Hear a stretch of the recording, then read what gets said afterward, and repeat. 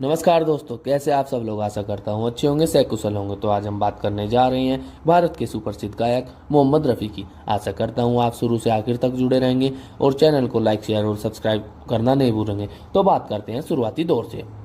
मोहम्मद रफ़ी का जन्म 24 दिसंबर 1924 को अमृतसर के पास कोटला सुल्तान सिंह में हुआ था। आरंभिक स्कूली पढ़ाई कोटला सुल्तान सिंह में हुई। जब मोहम्मद रफ़ी करीब 7 साल के हुए तब उनका परिवार रोजगार के सिलसिले में लाहौर आ गया। इनके परिवार का संगीत से कोई खास सरोकार नहीं था। जब रफ़ी छोटे थे तब इनके बड़े भाई की नाई की दुकान थी।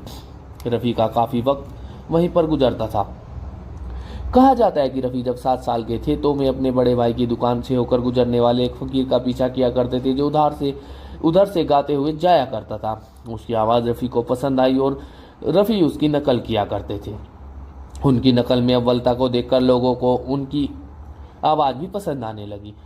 लोग नाई की दुकान में उनके गाने की प्रशंसा करने लगे, लेकिन इससे रफ़ी को कोई स्थानीय ख्याति के अतिरिक्त और कुछ नहीं मिला। इनके बड़े भाई मोहम्मद रफ़ी ने हमीद ने इनके संगीत के प्रति इनकी इच्छा को देखा और उन्हें उस्ताद अब्दुल वाहिद खान के पास संगीत शिक्षा लेने को कहा। एक बार आकाशवाणी, उस समय ऑल इंडिया रेडियो लाहौर में उस समय के प्रख्यात गायक अभिनेता कुंदन लाल सहगल अपना प्रदर्शन करने आए थे। इसको सुनने हेतु मोहम्मद रफ़ी और उनके बड़े भाई भी गए थे। बिजली गुल हो जाने की वजह से सहगल ने गाने से मना कर दिया। रफ़ी के बड़े भाई ने आयोजकों से निवेदन किया कि भीड़ की व्यग्रता को शांत करने के लिए मोहम्मद रफ़ी को गाने का मौका दिया जाए। उनको अनुमति मिल गई और 13 वर्ष की आयु में मोहम्मद रफ़ी का ये पहला सार्वजनिक प्रदर्शन था। प्रेक्षकों में श्याम सुंदर, जो उस समय के प्रसिद्ध संगीतकार थे, ने भी उनको सुना और काफी प्रभावित हुए। उन्होंने मोहम्मद रफ़ी को अपने लिए गाने का न्योता दिया। मोहम्मद रफ़ी का प्रथम गीत एक पंजाबी फिल्म गुल बलोच के लिए था, जिसे उन्होंने श्याम सुंदर के निर्देशन में 1944 में गाया। सन 1946 में मोहम्मद रफ़ी ने बम्बई आने का फैसला किया और उन्हें संगीतकार नौशाद ने पहले आ नाम की फिल्म में गाने का मौका दिया। नौशाद द्वारा सुरबद्ध गीत तेरा खिलौना टूटा फिल्म अनमोल घड़ी 1940 से रफ़ी को प्रथम बार हिंदी जगत में ख्याति मिली। इसके बाद शहीद मेला तथा दुलारी में भी रफ़ी ने गाने गाए और जो बहुत प्रसिद्ध हुए। 1951 में जब नौशाद फिल्म बैजू बावरा के लिए गाना बना रहे थे तो उन्होंने अपने पसंदीदा गायक तलत महमूद से गवाने की सोची थी। कहा जाता है कि उन्होंने एक बार तलत महमूद को धूम्रपान करते देखकर अपना मन बदल लिया और रफ़ी से गाने को कहा। बैजू बावरा ने गानों ने रफ़ी को मुख्यधारा गायक के रूप में स्थापित किया। इसके बाद नौशाद ने रफ़ी को अपने निर्देशन में कई गीत गाने को दिए। लगभग इसी समय संगीतकार जोड़ी शंकर जयकिशन को उनकी आवाज़ पसंद आई और उन्होंने भी रफ़ी से गाने गवाना आरंभ किया। शंकर जयकिशन उस समय राज कपूर के पसंदीदा संगीतकार थे, पर राज कपूर अपने लिए सिर्फ मुकेश की आवाज़ पसंद करते थे। बाद में जब शंकर जयकिशन के गानों की मांग बढ़ी तो उन्होंने लगभग हर जगह रफ़ी साहब का प्रयोग किया। यहाँ तक कि कई बार राज कपूर के लिए रफ़ी साहब ने गाया। जल्दी संगीतकार सचिन देव बर्मन तथा उल्लेखनीय रूप से ओपी नैयर को रफ़ी की आवाज़ बहुत त्रास आई और उन्होंने रफ़ी से गवाना आरंभ किया। ओपी नैयर का नाम इसमें स्मरणीय रहेगा क्योंकि उन्होंने अपने निराले अंदाज में रफ़ी आशा की जोड़ी का काफ़ी प्रयोग किया और उनकी खनकती धुनें आज भी उस जमाने के अन्य संगीतकारों से अलग प्रतीत होती है। उनके निर्देशन में गाए गानों से रफ़ी को बहुत ख्याति मिली और फिर रवि, मदन मोहन, गुलाम हैदर, जयदेव, सलील चौधरी इत्यादि संगीतकारों की पहली पसंद रफ़ी साहब बन गए। दिलीप कुमार, भारत भूषण तथा देवानंद जैसे कलाकारों के लिए गाने के बाद उनके गानों पर अभिनय करने वाले कलाकारों की सूची बढ़ती गई। शम्मी कपूर, राजेंद्र कुमार, जॉय मुखर्जी, विश्वजीत, राजेश खन्ना, धर्मेंद्र इत्यादि कलाकारों के लिए रफ़ी की आवाज़ पृष्ठभूमि में गूंजने लगी। शम्मी कपूर तो रफ़ी की आवाज़ से इतने प्रभावित हुए कि उन्होंने अपने हर गाने में रफ़ी का इस्तेमाल किया। उनके लिए संगीत कभी ओपी नैयर ने दिया तो कभी शंकर जयकिशन ने, पर आवाज़ रफ़ी की ही रही। चाहे कोई मुझे जंगली कहे जंगली, एहसान तेरा होगा मुझ पर जंगली, है चांद सा रोशन चेहरा, कश्मीर की कली, दीवाना हुआ बादल, आशा भोसले के साथ कश्मीर की कली शम्मी कपूर के ऊपर फिल्माए गए लोकप्रिय गानों में शामिल है। धीरे धीरे इनकी ख्याति इतनी बढ़ती गई कि अभिनेता इन्हीं से गाना गवाने का आग्रह करने लगे। राजेंद्र कुमार, दिलीप कुमार और धर्मेंद्र तो मानते ही नहीं थी कि कोई और गायक उनके लिए गाए। 1950 में के दशक में शंकर जयकिशन, नौशाद तथा सचिन देव बर्मन ने रफी से उस समय के बहुत लोकप्रिय गीत गवाए। यह सिलसिला 1960 के दशक में भी चलता रहा। संगीतकार रवि ने मोहम्मद रफ़ी का इस्तेमाल 1960 के दशक में किया। 1960 में फिल्म चौदहवीं का चांद के शीर्षक गीत के लिए रफ़ी को अपना पहला फिल्म फेयर पुरस्कार मिला। इसके बाद घराना 1961, काजल 1965, दो बदन 1966 तथा नीलकमल 1968 जैसी फिल्मों में इन दोनों की जोड़ी ने कई यादगार नगमे दिए। और 1961 में रफ़ी को अपना दूसरा फिल्म फेयर अवार्ड फिल्म ससुराल के गीत तेरी प्यारी प्यारी सूरत को के लिए मिला। संगीतकार जोड़ी लक्ष्मीकांत प्यारे लाल ने अपना आगाज ही रफ़ी को के स्वर से किया और 1963 में फिल्म पारसमणि के लिए बहुत सुंदर गीत बनाए।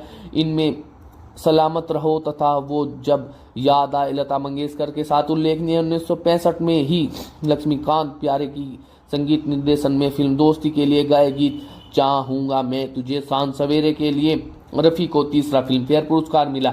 1965 में उन्हें भारत सरकार ने पद्मश्री पुरस्कार से भी नवाजा।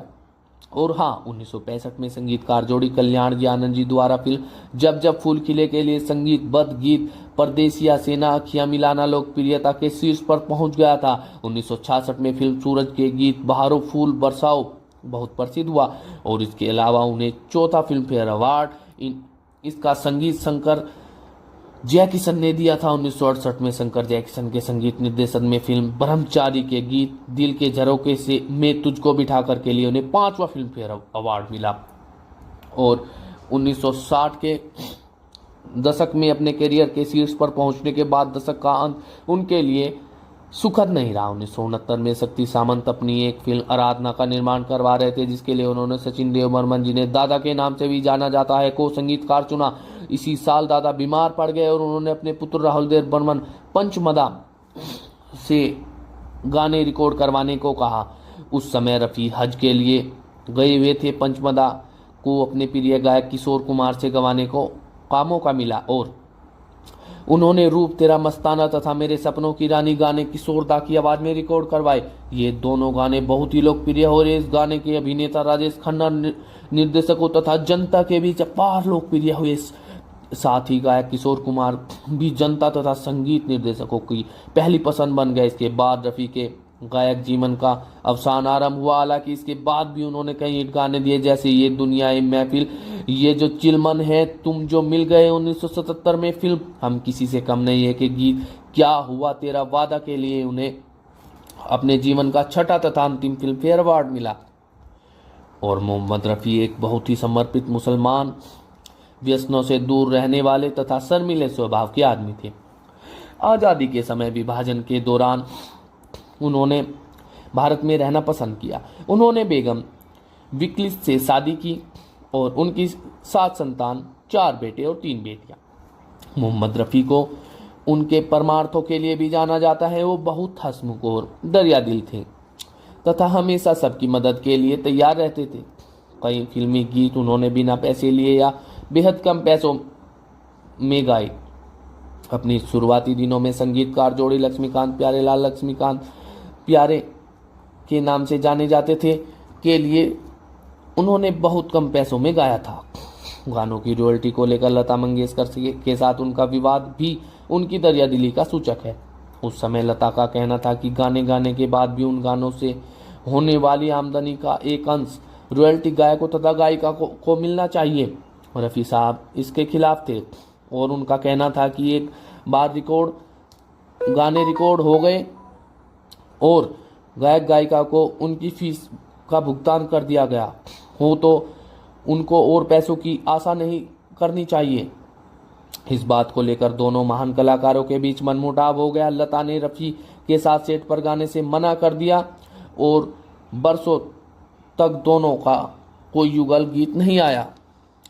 और बाद में अभिनेत्री नरगिस के कहने पर ही दोनों ने एक साथ गाना चालू किया और ज्वेल थी फिल्म में दिल पुकारे गाना गाया उनका देहांत 31 जुलाई 1980 को हृदय गति रुक जाने के कारण हुआ। तो दोस्तों ये थी मोहम्मद रफ़ी जैसे महान गायक की कहानी। आशा करता हूँ आपको यह कहानी पसंद आई होगी और आप शुरू से अंत तक जुड़े रहे होंगे। और दोस्तों हमारे चैनल को लाइक, शेयर और सब्सक्राइब करना ना भूलें और फेसबुक और व्हाट्सएप के माध्यम से दोस्तों में कहानी साझा कर सकते हैं। धन्यवाद दोस्तों।